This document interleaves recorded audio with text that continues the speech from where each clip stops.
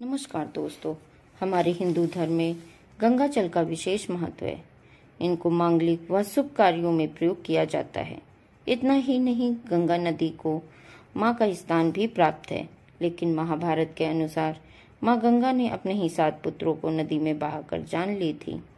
आज हम आपको गंगा से जुड़ी कुछ ऐसी ही रोचक बातें बताने जा रहे हैं जो बहुत कम लोग जानते हैं।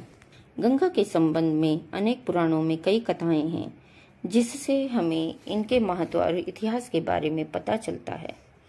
महाभारत के प्रमुख पात्र भीष्म पितामह हस्तिनापुर के राजा शांतनु तथा देवनदी गंगा के पुत्र थे।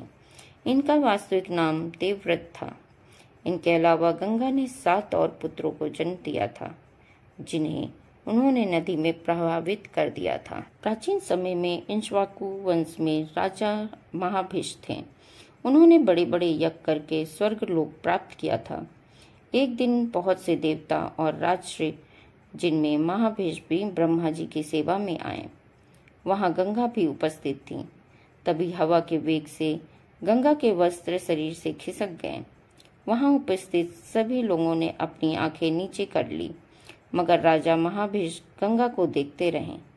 जब परमपिता ब्रह्मा ने यह देखा तो उन्होंने महाभिष को मृत्यु लोक पर जन्म लेने का श्राप दिया और कहा कि गंगा के कारण ही तुम्हारा अप्रिय होगा और तुम जब उस पर क्रोध करोगे तो तुम श्राप से मुक्त हो जाओगे। ब्रह्मा के श्राप के कारण राजा महाभिष ने पुरुवंश में राजा प्रतीप के पुत्र शांतनु के रूप में जन्म लिया। एक बार राजा शांतनु शिकार खेलते खेलते गंगा नदी के तट पर पहुंच गए। वहां पर उन्होंने गंगा जी को देखा और उन पर मोहित हो गए।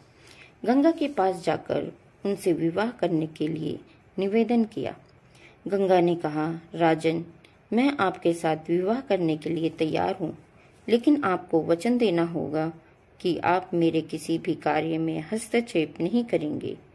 शांतनु ने गंगा को वचन देकर विवाह कर लिया। विवाह के बाद राजा शांतनु गंगा जी के साथ सुखपूर्वक रहने लगे। समय बीतने पर शांतनु के यहाँ 7 पुत्रों ने जन्म लिया, लेकिन सभी पुत्रों को गंगा जी ने नदी में बहा दिया।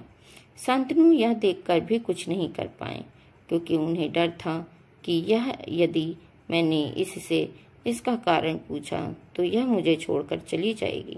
8वां पुत्र होने पर जब वह उसे भी गंगा नदी में डालने लगी तो शांतनु ने उन्हें रोका और पूछा कि वह ऐसा क्यों कर रही है।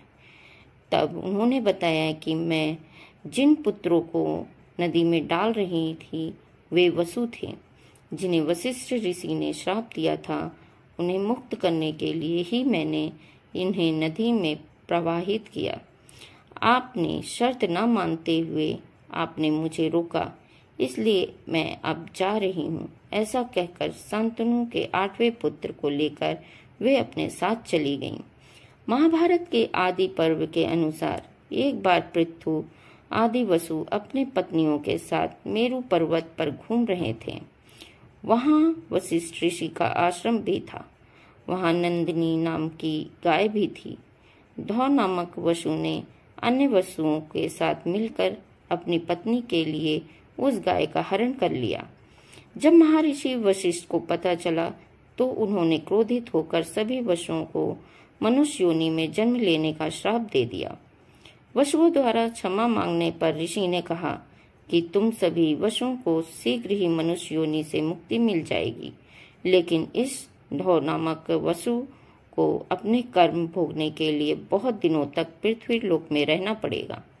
इस श्राप की बात जब पशुओं ने गंगा को बताई तो गंगा ने कहा कि मैं तुम सभी को अपने गर्भ से धारण करूंगी और तत्काल मनुष्य योनि से मुक्ति दिला दूंगी। इस श्राप के कारण भीष्म को पृथ्वी पर रहकर दुख भोगने पड़े।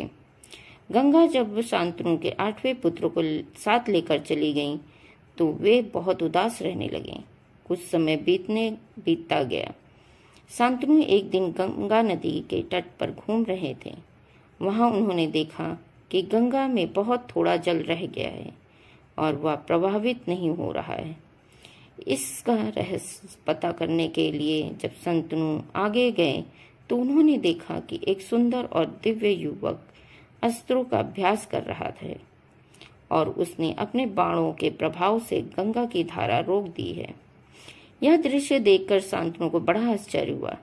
तभी वह शांतनु की पत्नी गंगा प्रकट हुई और उन्होंने बताया कि यह वही युवक है जो आपका 8वां पुत्र है। इसका नाम देवव्रत है। इसने वशिष्ठ ऋषि से वेदों का अध्ययन किया है तथा परशुराम जी से इसने समस्त प्रकार के अस्त्र शस्त्रों को चलाना की कला सीखी है।